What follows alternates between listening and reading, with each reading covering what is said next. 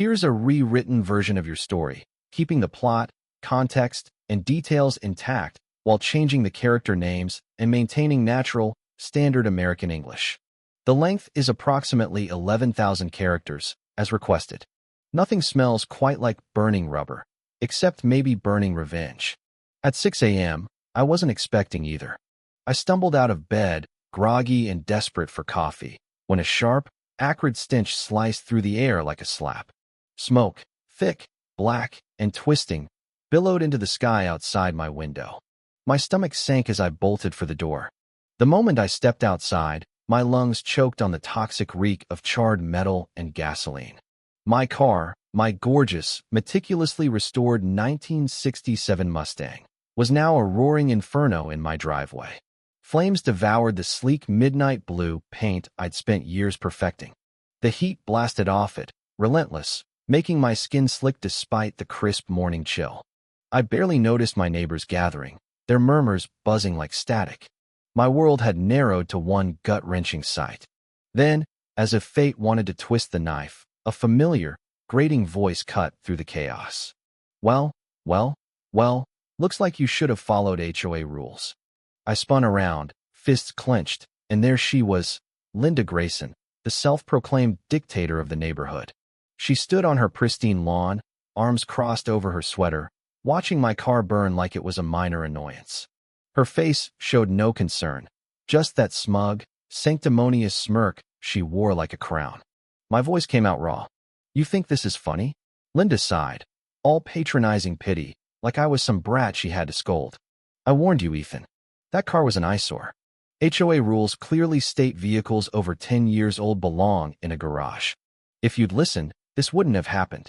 I stared, grappling with her nerve. My Mustang wasn't some beat-up clunker. It was a masterpiece, a slice of history. Yet Linda had been hounding me since I moved in. First came the snarky jabs about neighborhood aesthetics. Then the fines started piling up in my mailbox, all because I wouldn't tuck my car away like a dirty secret. But this was unhinged. "Are you seriously blaming me?" My voice trembled, rage and disbelief warring inside me. She shrugged, all exaggerated innocence. "I'm just saying, accidents happen." Before I could fire back, sirens wailed, and a fire truck screeched onto the street. Firefighters leapt out, battling the blaze, but I knew it was over. The Mustang was toast, a lifetime of work, thousands of dollars, endless greasy weekends, all ash. My fists tightened as helplessness crushed my chest. A burly firefighter with soot streaked across his face approached me once the flames died. "Any idea how this started?" I swallowed, glancing at Linda, who watched with unsettling calm. "Not yet, but I'd bet it wasn't an accident." He nodded, trading a look with his partner. "We'll check it out, see if anything looks off." My gut screamed Linda was behind this. Her composure, her satisfaction, it stank worse than the wreckage.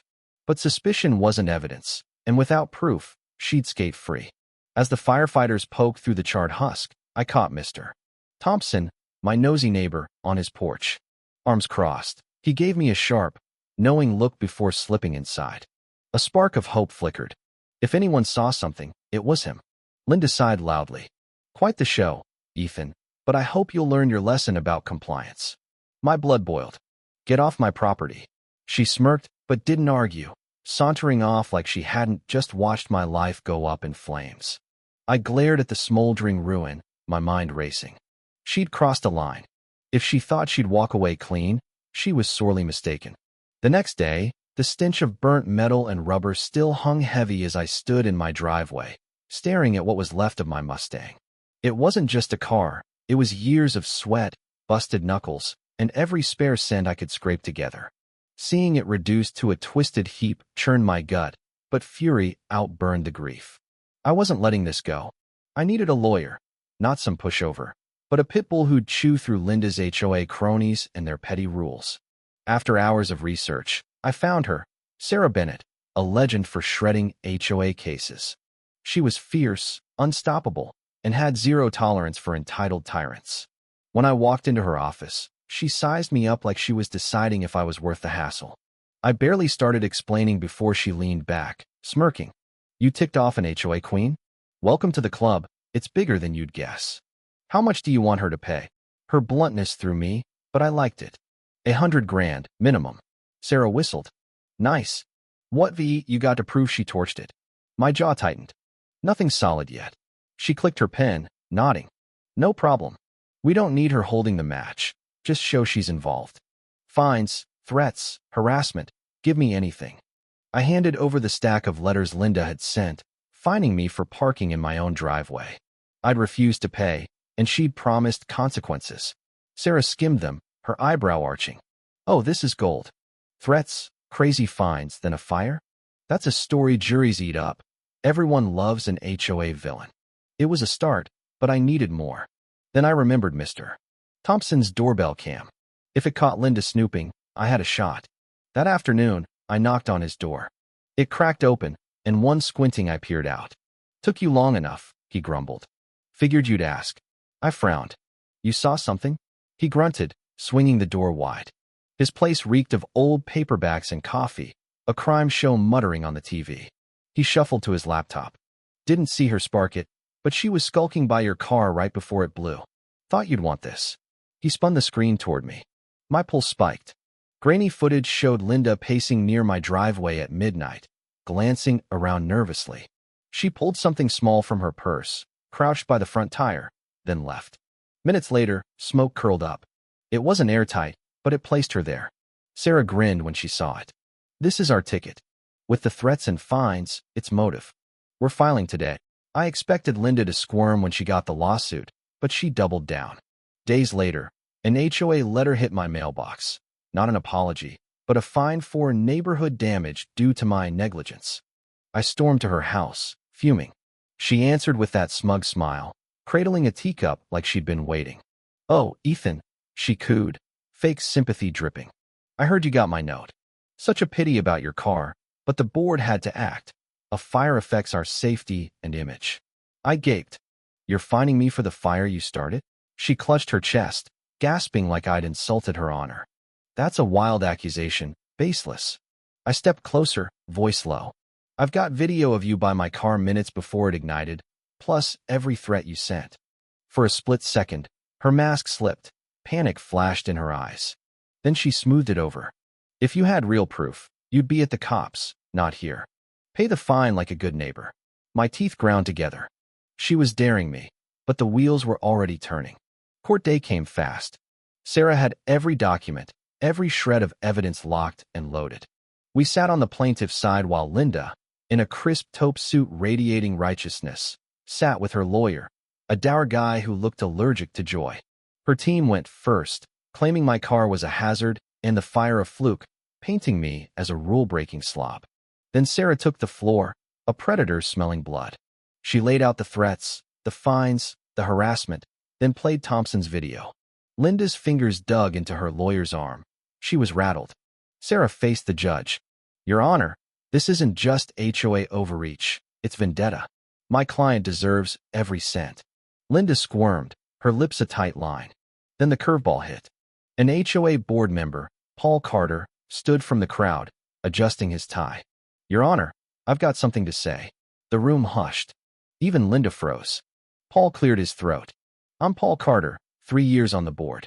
I've got emails from Linda to the board about running Ethan out over his car. When fines failed, she suggested creative measures. Linda leapt up, red-faced. That's a lie. He's making it up. Paul didn't blink, pulling out printed emails. These came from her HOA account. I kept them when I heard about the suit. Something felt wrong. Sarah took the stack, smirking as she handed them to the judge. We'd like these in evidence. The judge skimmed them, his face stern. These emails contradict MS. Grayson's claims. With the other evidence, I rule for the plaintiff. Mr. Davis, you're awarded $100,000. I sat there, stunned. I'd won. Linda exploded. This is ridiculous. I demand an appeal. The judge's glare shut her up. Sit down, MS. Grayson, or it's contempt. She sank back, seething.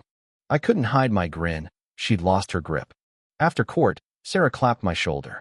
Told you we'd nail her. I shook my head, dazed. I can't believe she thought she'd win. Sarah laughed. HOA tyrants always do, until they don't. Weeks later, Linda got booted as HOA president. The board was done with her antics. especially after the lawsuit hit the local paper. Then Paul called, chuckling. You'll love this. Linda's selling her house. I nearly dropped my phone. No way. Yep. Between your suit and the HOA digging into her past, she's broke. It's on the market. I grinned. Actions had consequences, and Linda finally got hers. A few weeks later, I cruised the neighborhood in my new Mustang. Not my old one, but close enough. It felt right. As I passed Linda's place, her for sale sign gleamed. She stepped out, arms full of boxes, and our eyes locked. No snark, no lectures, just a tight-lipped scowl as she hurried by. I rolled down my window. Rough luck, Linda. She didn't answer, just kept walking, head low. I drove off, laughing. The neighborhood was free, and with $100,000, a new ride, and Linda's rain and ashes, I'd come out on top.